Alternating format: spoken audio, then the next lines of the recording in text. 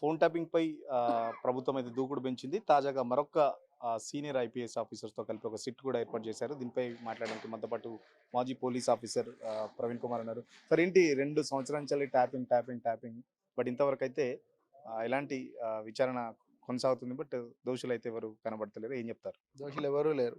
దోషి ముఖ్యమంత్రి గారే. Tapping, tapping, tapping ఎందుకంటే పక్కన జరుగుతున్న గ్రాబింగ్, గ్రాబింగ్, గ్రాబింగ్. ఈ గ్రాబింగ్ నుంచి ఆ ప్రజల అటెన్షన్ డైవర్ట్ చేయడం కోసం ట్యాపింగ్ వచ్చింది. సో, ల్యాండ్ గ్రాబింగ్ జరుగుతున్నది. సో, ఆ ల్యాండ్ గ్రాబింగ్ నుంచి ప్రజల అటెన్షన్‌ను డైవర్ట్ చేయడం కోసం టెలిఫోన్ ట్యాపింగ్ తీసుకొచ్చారు. టెలిఫోన్ ట్యాపింగ్ నేరం కాదు.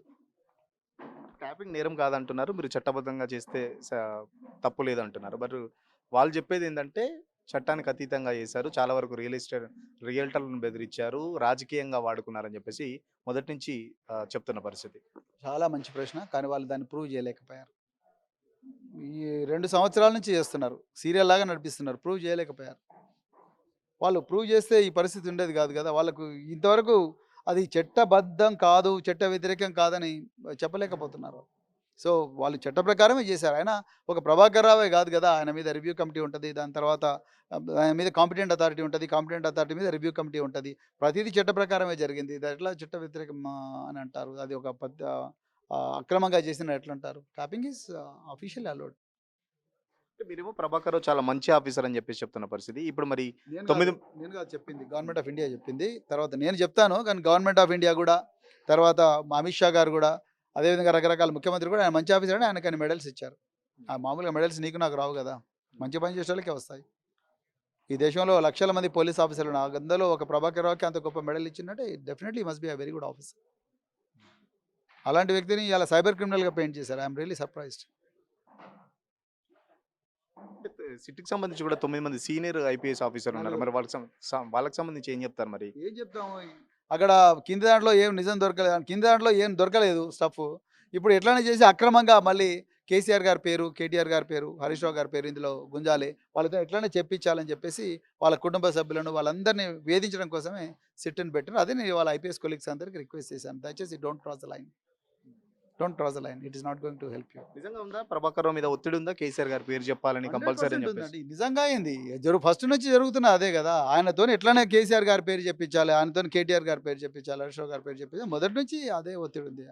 ఆయన ఆయన నిజాలే చెప్తున్నాడు. అంతే తప్ప నేను మీరు అక్రమంగా ఎవరి పేర్లో వాళ్ళ పేర్లు వీళ్ళ పేర్లు చెప్పండి నేనేటా చెప్తా నేను చెప్పను అంటున్నాడు. ఇప్పటికి చాలా మందిని విచారించారు. పొలిటికల్ లీడర్స్ విచారించారు. రియల్టర్‌లను విచారించారు. లేటెస్ట్‌గా మీ బీఆర్ఎస్ పార్టీకి చెందిన ఎమ్మెల్సీ కూడా నోటీస్ ఇచ్చారు. వాళ్ళ ఫాదర్‌కి ఇచ్చారు. అవును ఇచ్చారు. ఒక పార్టీ ఎమ్మెల్యేకి సంబంధించి వాళ్ళ కొడుకు కూడా ఇచ్చారు. ఎందుకు ఇట్లా దానికి సంబంధించి ఏం అదే చెప్తారు చెప్తున్నా మరి? వీళ్ళకు వశపడతలేదు. ఎందుకంటే అది తుఫైల్ కేసు అని తెలిసిపోయింది. ఆ తుఫైల్ కేసు అని తెలిపోయినప్పుడు అందరి ముందల నవ్వుల పాలైతామన్న భయంతోని ఇయాల మళ్ళీ కొత్త సిట్ ఏసిండ్రు. ఆ సిట్‌కు మళ్ళీ ఇంకో కొత్త సిట్ ఏసిండ్రు. ఏసి ఏదో చేయాలని చూస్తున్నారు. దానివల్ల ఏం కాదనేది అందరికి తెలిసిపోయింది. ఈ వాళ్ళకి కూడా సిట్టు కూడా తెలుసు. ఏం తెలదు. ఏం తెలదు. ఏమొస్తది ఏం రాదు. అసలు టెలిఫోన్ ట్యాపింగ్ చేసి అపోజిషన్ ఇబ్బంది పెట్టాలన్న ఆలోచన కేసీఆర్ గారికి రాదండి. ఆయన ఓ మహానాయకుడు. రాష్ట్రాన్ని తీసుకొచ్చిన నాయకుడు. ఉద్యమాన్ని నడిపిన నాయకుడు. ఏం గిలిఫోన్ల సహకారం లేకుండా ప్రజలు నమ్ముకొని ముందరికి పోయిన నాయకుడు. ప్రాణత్యాగానికి సిద్ధమైన నాయకుడు. ఈ టెలిఫోన్ ట్యాపింగ్ పెట్టుకొని చేస్తాడా? ఏమొస్తది దాంతో ఆయనకు? గతంలో మీ ఫోన్ కూడా ట్యాప్ అయిందని చెప్పేసి గతంలో మీరు బీఎస్పీ పార్టీ చీఫ్‌గా ఉన్నప్పుడు కూడా ఆరోపణ చేసిన మాట గుర్తు తెచ్చుకుంటే అవును. మరి ఇప్పుడు ఏం చెప్తారు దానికి సంబంధించి? నేను అది ఇప్పుడు కూడా చెప్తున్నా కదా! నా ఫోన్ కూడా ట్యాపింగ్‌కి గురైందని నాకు యాపిల్ నుంచి మెసేజ్ వస్తే నేను అప్పుడు ఉన్న సైబర్ క్రైమ్ స్టేషన్ కంప్లెయింట్ కూడా ఇచ్చిన. అది మీద కేస్ కూడా రిజిస్టర్ అయింది. నేను కూడా చెప్తున్నా. ఇప్పుడు కూడా చెప్తున్నా. నా ఫోను ట్యాపింగ్ దాని సిట్ వాళ్ళు నన్ను కూడా ఎగ్జామిన్ చేసిండ్రని చెప్తున్నా కదా! నేను అది కూడా ప్రెస్ కాన్ఫరెన్స్‌లో కూడా అదే చెప్పాను. నన్ను కూడా ఎగ్జామిన్ చేసిండ్రు. టెలిఫోన్ ట్యాపింగ్ ఎందుకోసం చేసిండ్రు? ఎవరి కోసం చేసిండ్రు అనేది అది వాళ్ళకే తెలుసు. దాని చట్టబద్ధంలో వాళ్ళే ఆన్సర్ చేయాలి వీటన్నిటికి కూడా. అంతే తప్ప దాన్ని పట్టుకొని కేసీఆర్ గారి పేరు చెప్పు, కేటీఆర్ గారి పేరు చెప్పు, హరీష్ రావు గారి పేరు చెప్పడం తప్పు. అది నేను చెప్తున్నా. ఫైనల్‌గా ఎలా ఉండబోతుంది కేసుకి సంబంధించి సిట్టు విచారణ కూడా? ఏమీ తేలదు బ్రదర్. ఇదంతా కూడా కేవలం ప్రజలు రోజు ఏ సమస్యలైతే కొట్టుమిట్టాడుతున్నారో ఆ సమస్యల నుంచి వాళ్ళ దృష్టి మరల్చడం కోసం ట్యాపింగ్ అనేది ఒకటి ముందరికి తీసుకొచ్చిండ్రు. అంతకుమించి ఇంకోటి అటెన్షన్ డైవర్షన్. Thank you. ఖచ్చితంగా ఈ ఫోన్ ట్యాపింగ్ సంబంధించి కొత్తగా వేసిన సిట్ వల్ల కూడా తేలేదేం లేదు. ఎందుకంటే ఫోన్ ట్యాపింగ్ చాలా చట్టబద్ధంగా చేశారు కేసీఆర్ అని చెప్పేసి చెప్తున్న పరిస్థితి. అది కేసీఆర్‌కి సంబంధం లేదు అంటూనే అది ఒక చట్ట ప్రకారం నడుస్తునే ప్రక్రియ. దానికి సంబంధించి ఫోన్ ట్యాపింగ్‌కి సంబంధించి ఆ చట్టాలకు అనుమతులు ఉంటాయి. దానికి సంబంధించి ఒక డీజీ లెవెల్లో దానికి సంబంధించిన ఒక ప్రాసెస్ ఉంటుంది. ఆ ప్రాసెస్ ప్రకారమే ఫోన్ ట్యాపింగ్ జరిగింది. గతంలో నా ఫోన్ ట్యాపింగ్ కూడా జరిగిందని నేను చెప్తున్నాను. ఇప్పుడు కూడా దాని మీదనే నేను స్టిక్ ఆన్ అయ్యానని చెప్పేసి చెప్తున్న పరిస్థితి. సో దానికి సంబంధించి గతంలో ఒక సిట్ వేశారు, ఇప్పుడు సిట్ వేశారు. బట్ అది కేవలం కేసీఆర్, కేటీఆర్, హరీష్ రావు పేర్లు చెప్పడానికి మాత్రమే వాళ్ళ మీద ఏదైతే ఇప్పుడు విచారణ ఎదుర్కొంటున్న ప్రభాకర్ రావు మీద ఒత్తిడి పెంచుతున్నారు. బట్ ప్రభాకర్ రావు చాలా సిన్సియర్ ఆఫీసర్ అని చెప్పేసి